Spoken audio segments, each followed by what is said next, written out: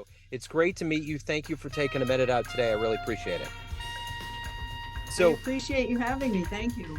you bet. So what I'd like to do is start off here the conversation with what we all lived through for the last 3 years with COVID. How did you get through that time period, and how has it changed you now that we've kind of entered into something that's a little bit more open?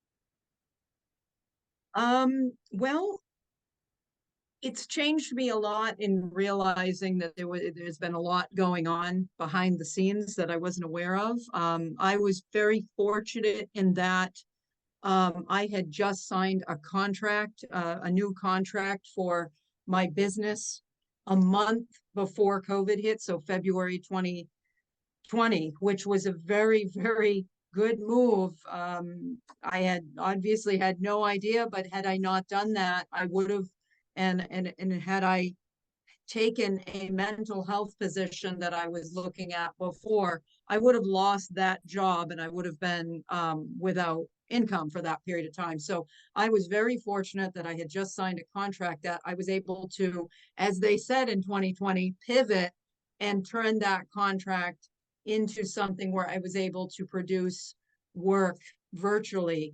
So I was very fortunate that it did not affect my business at the time. So let's get to the essence of what you do for a living. If I put you in front of a bunch of grade school kids at a career day, and one of the kids asks you, "What do you do for a living?" How do you answer that child?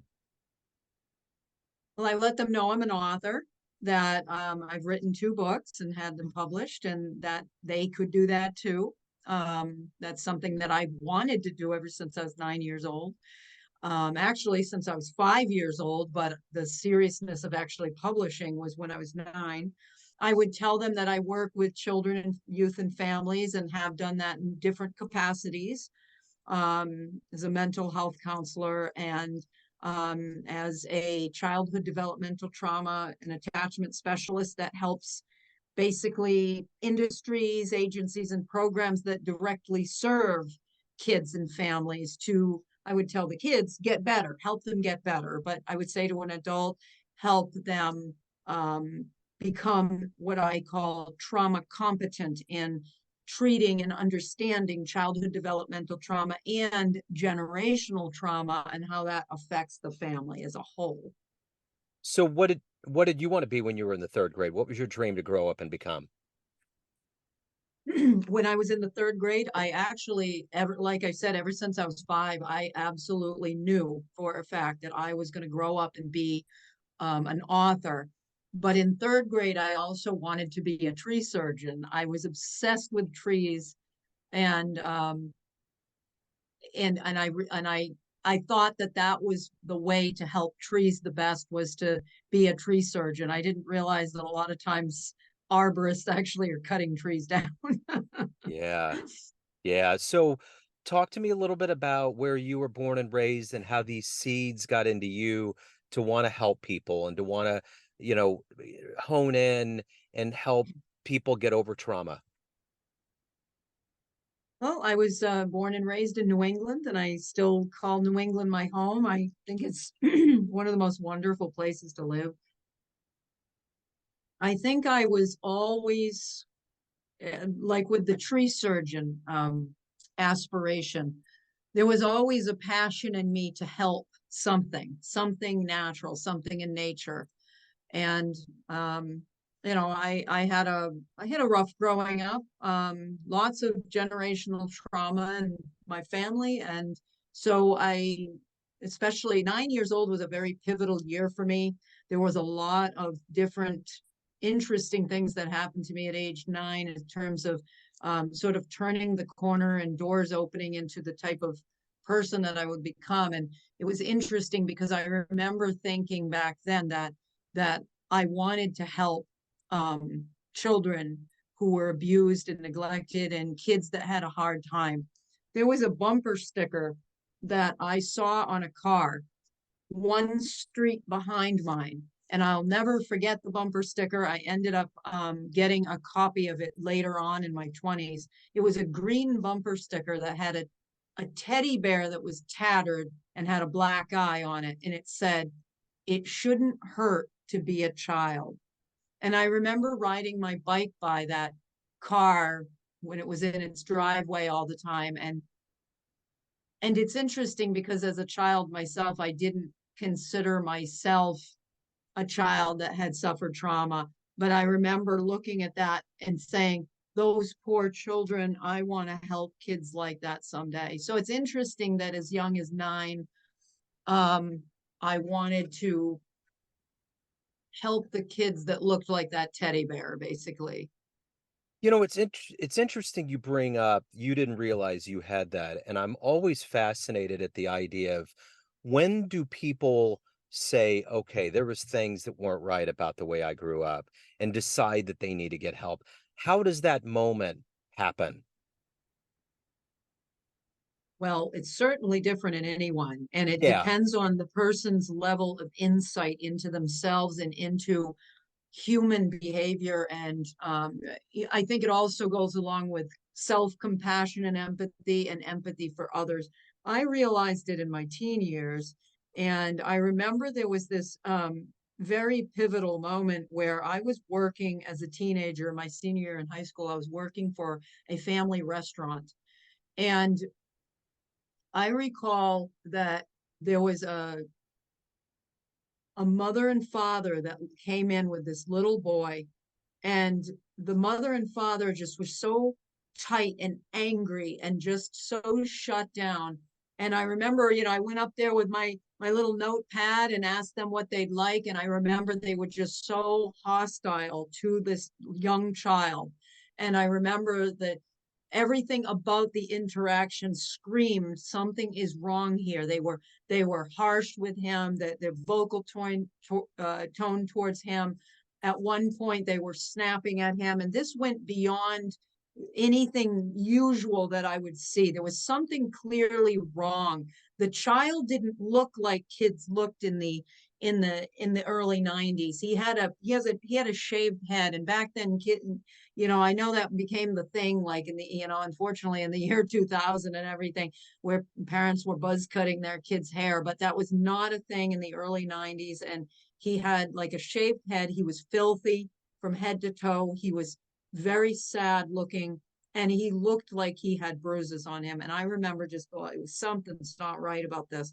And I remember when I was going about my business trying to get orders together, I happened to see one of the parents grab the child, take the child into the entryway, which was between the two entrance doors. There was like a little entryway where there was the main door, and then there was a door to come into the restaurant. And I saw him throw the little boy down, the dad, throw the little boy down to the ground. And all I could see through the window was the fist coming up and down. And I ran to the door. I happened to have the coffee pot in my hand. I wasn't planning to use it as a weapon, but I happened to have it in my hand. And I literally saw the father. And the only thing that I could think to do as this skinny 17-year-old was I raised the coffee pot and said, "Stop it right now." And so he stopped, and then he ran out, and then the mother gave me filthy looks, and I think they took off. And I wish I had called the police, but at 17 I didn't know what to do. And back then there was no discussion. Child abuse was a hush hush thing. Don't make trouble for the family. I did tell my supervisor, but it was kind of like this, well, there's nothing you can do. And so I think for me, that was when I said, I know what I want to do. I want to help children. And I remember I wrote an anonymous article in our school. I actually worked on the school newspaper that year. But for some reason, I remember being afraid. I don't know why. I was afraid to put my name to the article, and I wrote an anonymous article. Most people knew it was me because they were used to my writing style. And I had a lot of good feedback come in. Um, but I wrote an article about how upsetting that was to me to watch that in motion. And so almost immediately I knew that that was something I needed to do in my life, was to stop what I thought at the time at 17 years old, that I could stop child abuse and neglect. So who's been kind of a hero for you in your life? Oh gosh, there's been so many people. I can't identify one hero. Every single one of my parents, my grandparents have, have been heroes to me in their own way. Um, I don't know. I would have to say right now, my biggest, I've had wonderful mentors in my life. Um, but my son is my hero. I'm going to say right now, because of what he had to overcome. And in spite of everything he overcame, he still was a kind, loving, empathic person when he could have been such a mean, terrible person and it would have been completely justified. So I think now that it's 6 years since he passed away by suicide this month. At this point in my life, I look to him as one of my heroes, but I don't have one because I appreciate every single one of my elders, every single one of my family members, my siblings, my all the younger kids. And so I think I look to everybody as a hero of sorts because everybody gives you something that you learn from. So I can't identify just one. I just can't. It wouldn't be accurate. So you said you wanted to be an author. You always envisioned being a writer. What was the first book you read that really opened up that gateway to you that made you either love reading or want to write?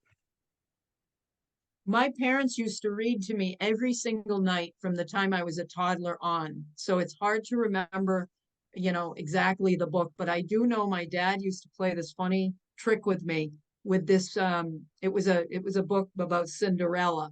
And it was this series of books I think put out by Disney. They were like a set, and I remember my dad would open up the cover and said there once was a girl named Cinderella. And then he kind of flips one page and goes, she lived, she died. The end. Okay, time for bed. And I go, no. And he'd go, oh, I forgot half the book. And so he would play this joke on me from time to time, and I fell for it every time. I don't know why it was only the Cinderella book that he did, and it went, but he would do it so unflappably that I'd fall for it. I get all snuggled in his lap, and he'd open the cover. Once was a girl named Cinderella, and I would fall for it. Okay, he's going to really read it this time, and it was the funniest thing. So I think books were just I was just very passionate about reading. Um I used to read encyclopedias, phone books, everything, which is kind of typical for kids on the autism spectrum, and which I was. And so I remember the first book I wrote, I was 5 years old, and I still have that book, and it's a hoot now. Um, but right from the start, before I even could spell, I invented language so I could make my own books. That's how serious I was about being a writer. Is I started making books until I figured somebody tells me how to do this. Yeah, my son's 18. His name's Miles. He's on the autism spectrum. Oh, He has an extra long arm on his 15th chromosome, so there's been oh, developmental wow. delays. It's so but yeah, he loves the library. He can't he's at that Yeah. point where he can't there's a mental place that you're at where you literally can't absorb words and they don't stay. Like if he learns a word, it won't stay. He's constantly had to battle to do that, but he's always Oh, loved the idea of libraries and books and all of that. So it's been a comforting thing for him. So oh, that's awesome. yeah, That's awesome. I love libraries. I love bookstores. Oh my gosh, I just can't get enough. And I like going into university libraries. yeah. I have my own library. I mean, my it's funny because my nephews and niece have always marveled at, all the books I have. And, I've helped my middle nephew build a library. I always get him books. And, my son was very passionate about reading too. He loved books, and I helped him build a library. And he had different interests than I did with books, but it's to me there is nothing like reading on paper. Yeah. You know, I agree. I agree. So you obviously are doing very important work to help people get to better places in their lives. What is the motivation for you every day to get up and to do the work that you do and to accomplish the things that you want to get done? Well, it's almost like a humanitarian necessity. I feel very driven, Joe, and I have for quite a long time, for decades. I feel very driven by a purpose. Um, whether it's God's purpose for me or my higher self's purpose for myself or my purpose just in being here, it has always been a deep humanitarian sense that there's something I must do, something that only I can do and only give just of myself. And that's how we all are. We have something unique that only we can give. It may be the same thing, but it's the way we deliver it.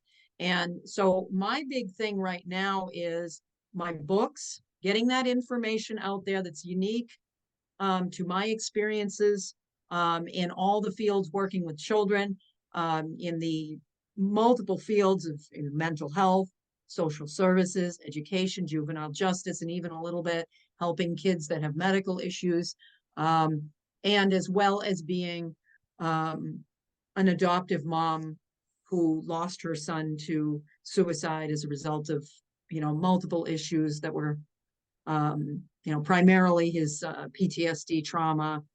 Um, it's a sense that, I've also been developing, I also have developed, but I'm trying to put it in a clinical manual now, the Couture protocol, it is a 12-dimensional protocol for treating developmental trauma holistically with children through all of their holistic dimensions as well as the generational trauma. And so for me, it's very important to get the information out there that challenges the talk therapy, medication, or behavioral biochemical model.